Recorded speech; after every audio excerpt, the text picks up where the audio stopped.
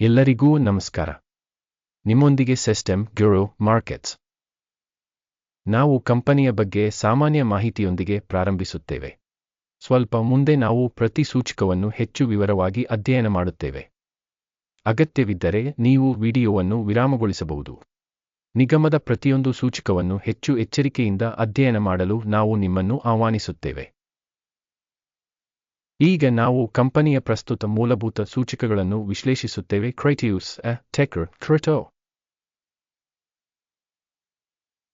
ವಿಮರ್ಶೆಯು April 15, 2025 ಮಾಹಿತಿಯನ್ನು ಆಧರಿಸಿದೆ. ವರ್ಗೀಕರಣದ ಪ್ರಕಾರ ಗ್ಯೂರೋ ಮಾರ್ಕೆಟ್ಸ್ ಕಂಪನಿ ಕ್ರೈಟೀರಿಯಸ್ ಎಡರ್ ಉಪವರ್ಗಕ್ಕೆ ಸೇರಿದೆ.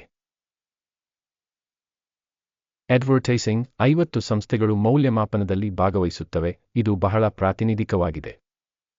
ವಿಡಿಯೋದ ಕೊನೆಯಲ್ಲಿ ಆದೇಶಗಳ ಕೋಷ್ಟಕವನ್ನು ನೋಡಿ. ಕಂಪನಿಗೆ ಒಟ್ಟು 10 ಅಂಕಗಳಲ್ಲಿ 8. ಉಪವರ್ಗಕ್ಕೆ ಸರಾಸರಿ ಫಲಿತಾಂಶ 1.8 ಅಂಕಗಳು. ನೀವು ಬಹಳ ವಿಶಾಲವಾಗಿ ನೋಡಿದರೆ ಒಟ್ಟಾರೆಯಾಗಿ ಇಡೀ ಸ್ಟಾಕ್ ಮಾರುಕಟ್ಟೆಯೊಳಗೆ ಒಟ್ಟಾರೆಯಾಗಿ ಸಂಪೂರ್ಣ ಮಾರುಕಟ್ಟೆಯ ಸರಾಸರಿ ಫಲಿತಾಂಶವು 1.9 ಅಂಕಗಳನ್ನು ಹೊಂದಿದೆ ಎಂದು ನೀವು ನೋಡಬಹುದು. ಕಂಪನಿಗೆ 8 ಪಾಯಿಂಟ್ ರೇಟಿಂಗ್ ವಿರುದ್ಧ ಕ್ರೈಟೀರಿಯಸ್ ಎಡರ್. ಕಂಪನಿಯ ಷೇರು ಬೆಲೆಯ ಚಲನೆಯನ್ನು ಹೋಲಿಸುವುದು ಕ್ರೈಟೀರಿಯಸ್ ಮತ್ತು ಉಪವರ್ಗದ ಕಂಪನಿಗಳು. ಕಳೆದ 12 ತಿಂಗಳುಗಳಲ್ಲಿ ಕಂಪನಿಯ ಷೇರುಗಳನ್ನು ನಾವು ನೋಡುತ್ತೇವೆ. ಕ್ರೈಟೀರಿಯಸ್ -20% ಡೈನಾಮಿಕ್ಸ್ ಅನ್ನು ತೋರಿಸಿದೆ. ಉಪವರ್ಗದಲ್ಲಿನ ಬೆಲೆ ಬದಲಾವಣೆಗಳ ವಿರುದ್ಧ -23.5%. ಇದು ಸ್ಪಷ್ಟವಾಗಿ ಏನನ್ನು ಸೂಚಿಸುವುದಿಲ್ಲ, ಆದರೆ ಈ ಸಂಗತಿಯನ್ನು ಗಮನಿಸುವುದು ಅವಶ್ಯಕ. ನಿಗಮದ ಮಾರುಕಟ್ಟೆ ಬಂಡವಾಳೀಕರಣ ಕ್ರೈಟೀರಿಯಸ್ ಎಡರ್ ಮೌಲ್ಯದ $1.52 ಬಿಲಿಯನ್. $90 ಶತಕೋಟಿಯ ಉಪವರ್ಗದ ಬಂಡವಾಳೀಕರಣದೊಂದಿಗೆ ಕ್ರೈಟೀರಿಯಸ್ ಎಡರ್ 1.68% ಪಾಲನ್ನು ಹೊಂದಿದೆ ಮತ್ತು ಉಪವರ್ಗದ ಸಣ್ಣ ಕಂಪನಿಗಳಲ್ಲಿ ಒಂದಾಗಿದೆ. ಕಂಪನಿಯ ಬ್ಯಾಲೆನ್ಸ್ ಶೀಟ್ ಕ್ಯಾಪಿಟಲೈಸೇಷನ್ $1.05 ಬಿಲಿಯನ್ ಎಂದು ಅಂದಾಜಿಸಲಾಗಿದೆ ಮತ್ತು ಉಪವರ್ಗದ ಬಂಡವಾಳೀಕರಣವು $26 ಬಿಲಿಯನ್ ಆಗಿದೆ. ಕ್ರೈಟೀರಿಯಸ್ 4.018% ಪಾಲನ್ನು ಹೊಂದಿದೆ. ವಿನಿಮಯ ಮತ್ತು ಪುಸ್ತಕ ಮೌಲ್ಯದ ಷೇರುಗಳನ್ನು ಹೋಲಿಸಿದಾಗ ನಾವು ಈ ಕೆಳಗಿನವುಗಳನ್ನು ನೋಡುತ್ತೇವೆ. ಆಕ್ರಮಿತ ಪಾಲು ಕ್ರೈಟೀರಿಯಸ್ ಎಡರ್ ಉಪವರ್ಗದಲ್ಲಿ ಮಾರುಕಟ್ಟೆ ಬಂಡವಾಳೀಕರಣವನ್ನು ನಿರ್ಣಯಿಸುವಾಗ 1.68%. ಪುಸ್ತಕದ ಮೌಲ್ಯವು 4.018%. ಇದು ಮಾರುಕಟ್ಟೆ ಮೌಲ್ಯದ ಪಾಲಿಗಿಂತ 139% ಹೆಚ್ಚು. ಉಪವರ್ಗದಲ್ಲಿ ಕಂಪನಿಯ ಮಾರುಕಟ್ಟೆ ಮತ್ತು ಪುಸ್ತಕ ಮೌಲ್ಯದ ಮೌಲ್ಯಮಾಪನ ಒಳ್ಳೆಯದು 1 ಪಾಯಿಂಟ್. ಕಂಪನಿಯ ಹಣಕಾಸಿನ ಹೊಣೆಗಾರಿಕೆಗಳು $0.10 5 ಶತಕೋಟಿ. ಬ್ಯಾಲೆನ್ಸ್ ಶೀಟ್ ಬಂಡವಾಳೀಕರಣಕ್ಕೆ ಹಣಕಾಸಿನ ಹೊಣೆಗಾರಿಕೆಗಳು ಬಂಡವಾಳದ 10%ದಷ್ಟಿದೆ. ಕಂಪನಿಯ ಸಾಲಗಳ ಫಲಿತಾಂಶ ಒಳ್ಳೆಯದು 1 ಪಾಯಿಂಟ್.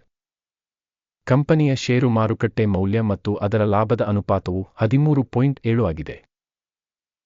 ಉಪವರ್ಗದಲ್ಲಿ ಸರಾಸರಿ 30.6 ಮತ್ತು ಇದು ಉಪವರ್ಗಕ್ಕಿಂತ 55% ಕಡಿಮೆಯಾಗಿದೆ. ಉಪವರ್ಗದ ಕಂಪನಿಗಳಿಗೆ ಹೋಲಿಸಿದರೆ ಲಾಭ ಸೂಚಕಗಳಿಗೆ ಕಂಪನಿಯ ಮಾರುಕಟ್ಟೆ ಬೆಲೆಯ ಮೌಲ್ಯಮಾಪನ ತುಂಬಾ ಒಳ್ಳೆಯದು 2 ಅಂಕಗಳು. ಕಳೆದ 12 ತಿಂಗಳ ಲಾಭ $111 ಮಿಲಿಯನ್. ಮುಂದಿನ 12 ತಿಂಗಳುಗಳಲ್ಲಿ ಭವಿಷ್ಯದ ಗಳಿಕೆಯು $176 ಮಿಲಿಯನ್ ಆಗುವ ನಿರೀಕ್ಷೆಯಿದೆ. ಇದು ಈಗಿನದಕ್ಕಿಂತ 58.4% ಹೆಚ್ಚು. ಉಪವರ್ಗಕ್ಕೆ ಹೋಲಿಸಿದರೆ ಯೋಜಿತ ಭವಿಷ್ಯದ ಲಾಭ ಸೂಚಕಗಳ ಮೌಲ್ಯಮಾಪನ ಒಳ್ಳೆಯದು 1 ಪಾಯಿಂಟ್. ಆದಾಯದ ಸಮತೋಲನಕ್ಕೆ ಕಂಪನಿಯ ಮೌಲ್ಯವು 0.8 ಆಗಿದೆ.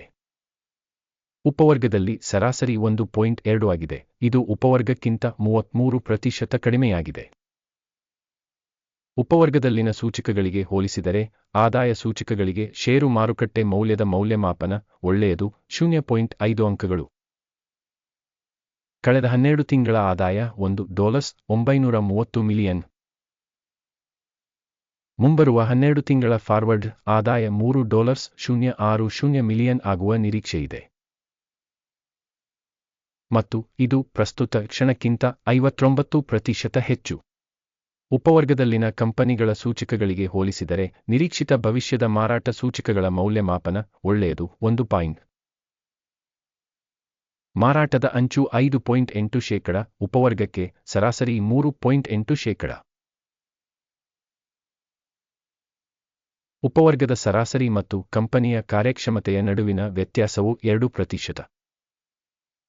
ಉಪವರ್ಗದಲ್ಲಿನ ಸೂಚಕಗಳೊಂದಿಗೆ ಹೋಲಿಸಿದರೆ ಮಾರಾಟದ ಅಂಚುಗಳ ಮೌಲ್ಯಮಾಪನ ಒಳ್ಳೆಯದು 0.5 ಅಂಕಗಳು. ಉಪವರ್ಗದಲ್ಲಿ ಉದ್ಯೋಗಿಗಳ ಸಂಖ್ಯೆಗೆ ಸಂಬಂಧಿಸಿದಂತೆ ಕಂಪನಿಯ ಪಾಲು 0.824%. ಇದು ಮಾರುಕಟ್ಟೆ ಬಂಡವಾಳೀಕರಣದ ಪಾಲುಗಿಂತ 104% ಕಡಿಮೆಯಾಗಿದೆ ಮತ್ತು ಇದು ಕಂಪನಿಯ ಪ್ರಸ್ತುತ ಮಾರುಕಟ್ಟೆ ಮೌಲ್ಯದಲ್ಲಿ ಅಸಮತೋಲನವನ್ನು ತೋರಿಸುತ್ತದೆ. ಕ್ರೈಟೀರಿಯಸ್ ಬಹುಶಃ ಮರುಮೌಲ್ಯಮಾಪನದ ಕಡೆಗೆ. ಕಂಪನಿಯ ಪ್ರತಿ ಉದ್ಯೋಗಿಗೆ ಮಾರುಕಟ್ಟೆ ಬಂಡವಾಳದ ಮೊತ್ತವು $432,000ಗಳಿಗೆ ಸಮಾನವಾಗಿರುತ್ತದೆ ಮತ್ತು ಉಪವರ್ಗದಲ್ಲಿ $212,000ಗಳಿವೆ. ಉಪವರ್ಗದ ಸರಾಸರಿ ಮತ್ತು ಕಂಪನಿಯ ಕಾರ್ಯಕ್ಷಮತೆಯ ನಡುವಿನ ವ್ಯತ್ಯಾಸವು 103.8%. ಉಪವರ್ಗದಲ್ಲಿನ ಸೂಚಕಗಳಿಗೆ ಹೋಲಿಸಿದರೆ ಪ್ರತಿ ಉದ್ಯೋಗಿಗೆ ಮಾರುಕಟ್ಟೆ ಬಂಡವಾಳದ ಪರಿಮಾಣದ ಮೌಲ್ಯಮಾಪನ ಸಹನೀಯ 0 ಅಂಕಗಳು. ಪ್ರತಿ ಉದ್ಯೋಗಿಗೆ ಲಾಭದ ಮೊತ್ತ $31,700. ಉಪವರ್ಗದಲ್ಲಿ ಸರಾಸರಿ $6,900 ಮತ್ತು ಉಪವರ್ಗದ ಸರಾಸರಿ ಮತ್ತು ಕಂಪನಿಯ ಸೂಚಕಗಳ ನಡುವಿನ ವ್ಯತ್ಯಾಸವು 357%. ಉಪವರ್ಗದಲ್ಲಿನ ಸೂಚಕಗಳಿಗೆ ಹೋಲಿಸಿದರೆ ವೈಯಕ್ತಿಕ ಉದ್ಯೋಗಿಗೆ ಲಾಭದ ಮೌಲ್ಯಮಾಪನ ಒಳ್ಳೆಯದು 0.5 ಅಂಕಗಳು. ಪ್ರತಿ ಕಂಪನಿಯ ಉದ್ಯೋಗಿಗೆ ಆದಾಯದ ಪಾಲು $550,000. ಉಪವರ್ಗದ ಮೂಲಕ $184,000. ಉಪವರ್ಗದ ಸರಾಸರಿ ಮತ್ತು ಕಂಪನಿಯ ಕಾರ್ಯಕ್ಷಮತೆಯ ನಡುವಿನ ವ್ಯತ್ಯಾಸವು 199%. ಉಪವರ್ಗದಲ್ಲಿನ ಕಂಪನಿಗಳ ಸೂಚಕಗಳಿಗೆ ಹೋಲಿಸಿದರೆ ಕಂಪನಿಯ ವೈಯಕ್ತಿಕ ಉದ್ಯೋಗಿಗೆ ಮಾರಾಟದ ಪರಿಮಾಣದ ಅಂದಾಜು ಒಳ್ಳೆಯದು 0.5 ಅಂಕಗಳು. ಮಾರಾಟ ವಹಿವಾಟುಗಳ ಪ್ರಮಾಣವು 5.8%, ಉಪವರ್ಗಕ್ಕೆ ಸರಾಸರಿ 6.6%. ಇದು ಸಣ್ಣ ಸ್ಕ್ವೀಸ್ ಸೂಚಕವಾಗಿದೆ. ಸೂಚಕ RSI 14 ಕಂಪನಿಗೆ 31% ಮಟ್ಟವನ್ನು ತೋರಿಸುತ್ತದೆ. ಕ್ರೈಟೀರಿಯಸ್ ಎಡರ್. ಆದರೆ ಉಪವರ್ಗಕ್ಕೆ ಈ ಮಟ್ಟವು ಸರಿಸುಮಾರು 42%. ತಾಂತ್ರಿಕವಾಗಿ ಉಪವರ್ಗದ ಭದ್ರತೆಗಳು ಕಂಪನಿಯ ಮೌಲ್ಯಕ್ಕಿಂತ ಹೆಚ್ಚಿನ ಮೌಲ್ಯವನ್ನು ಹೊಂದಿವೆ. ಕ್ರೈಟೀರಿಯಸ್ ಕಂಪನಿಯ ಪ್ರಸ್ತುತ ಸ್ಟಾಕ್ ಬೆಲೆ ಸುಮಾರು $27.92 ಆಗಿದೆ. ಕಂಪನಿಯ ಷೇರುಗಳ ಒಮ್ಮತದ ಬೆಲೆ ಗುರಿಯು ಸರಿಸುಮಾರು $55.74 ಆಗಿದೆ. ಪ್ರಸ್ತುತ ಅಂದಾಜು ಮತ್ತು ಒಮ್ಮತದ ಮುನ್ಸೂಚನೆಯ ನಡುವಿನ ವ್ಯತ್ಯಾಸವು ಸರಿಸುಮಾರು 100%ದಷ್ಟಿದೆ. ಆದೇಶಗಳ ಕೋಷ್ಟಕವನ್ನು ನೋಡೋಣ. ಇದು ಎಲ್ಲರಿಗೂ ಲಭ್ಯವಿದೆ. ಲಿಂಕ್ ಪಿನ್ ಮಾಡಿದ ಕಾಮೆಂಟ್ನಲ್ಲಿದೆ. ಆದೇಶದ ಕೋಷ್ಟಕವು ಉಲ್ಲೇಖ ಮೌಲ್ಯಮಾಪನ ವ್ಯವಸ್ಥೆಯನ್ನು ಬಳಸಿಕೊಂಡು ಈ ಋತುವಿನಲ್ಲಿ ಸಾರ್ವಜನಿಕವಾಗಿ ಮಾಡಿದ ಎಲ್ಲ ನಿರ್ಧಾರಗಳನ್ನು ಒಳಗೊಂಡಿದೆ. ಗೆರೋ ಮಾರ್ಕೆಟ್ಸ್ ಆರ್ಡರ್ ಟೇಬಲ್ಗೆ ಪ್ರವೇಶ ಉಚಿತ ಮತ್ತು ಮುಕ್ತವಾಗಿದೆ. ಪಿನ್ ಮಾಡಿದ ಕಾಮೆಂಟ್ನಲ್ಲಿ ಲಿಂಕ್. ಮೌಲ್ಯಮಾಪನದ ಪರಿಣಾಮವಾಗಿ ಕ್ರೈಟೀರಿಯಸ್ ಮಾಹಿತಿ ಮತ್ತು ಉಲ್ಲೇಖ ಮೌಲ್ಯಮಾಪನ ವ್ಯವಸ್ಥೆ ಗೆರೋ ಮಾರ್ಕೆಟ್ಸ್ ಕೆಳಗಿನ ನಿರ್ಧಾರವನ್ನು ಮಾಡಲಾಗಿದೆ. ಪ್ರತಿ ಷೇರಿಗೆ $27.93ನಲ್ಲಿ ಖರೀದಿ ಆದೇಶವನ್ನು ತೆರೆಯಿರಿ.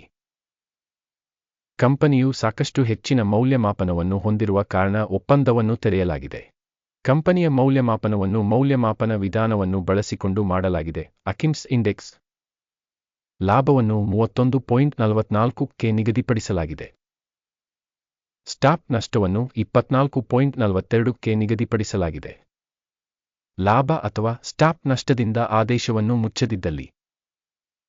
ಈ ಸಂದರ್ಭದಲ್ಲಿ ವಹಿವಾಟನ್ನು ಮೇ 15, 2025 ವಿನಿಮಯ ಅಧಿವೇಶನದ ಕೊನೆಯಲ್ಲಿ ಸ್ವತಂತ್ರವಾಗಿ ನಿಗದಿಪಡಿಸಲಾಗಿದೆ ಅಥವಾ ಈ ದಿನಾಂಕದ ಹಿಂದಿನ ಕೊನೆಯ ವಹಿವಾಟಿನ ದಿನದಂದು.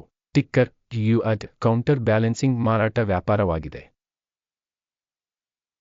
ಬ್ಯಾಲೆನ್ಸ್ ಆರ್ಡರ್ನಲ್ಲಿರುವ ವಿಡಿಯೋವನ್ನು ಈ ಚಾನೆಲ್ನಲ್ಲಿ ಈಗಾಗಲೇ ಪ್ರಕಟಿಸಲಾಗಿದೆ ಅಥವಾ ಪ್ರಕಟಿಸಲಾಗಿದೆ. ಆದೇಶಗಳಲ್ಲಿ ಒಂದನ್ನು ಮುಚ್ಚುವಾಗ ಮುಖ್ಯ ಅಥವಾ ಸಮತೋಲನ ಎರಡನೇ ಆದೇಶವನ್ನು ಸ್ವಯಂಚಾಲಿತವಾಗಿ ಮುಚ್ಚಲಾಗುತ್ತದೆ. ಈ ವಿಡಿಯೋವನ್ನು ವೀಕ್ಷಿಸಿದ್ದಕ್ಕಾಗಿ ಮತ್ತು ಮಾಹಿತಿ ಮತ್ತು ಉಲ್ಲೇಖ ವ್ಯವಸ್ಥೆಯನ್ನು ಬಳಸಿದ್ದಕ್ಕಾಗಿ ತುಂಬಾ ಧನ್ಯವಾದಗಳು. ಗಿರು ಮಾರ್ಕೆಟ್ಸ್. ನೀವು ಇಡೀ ಗ್ರಹದಲ್ಲಿ ತಂಪಾದ ಪ್ರೇಕ್ಷಕರು.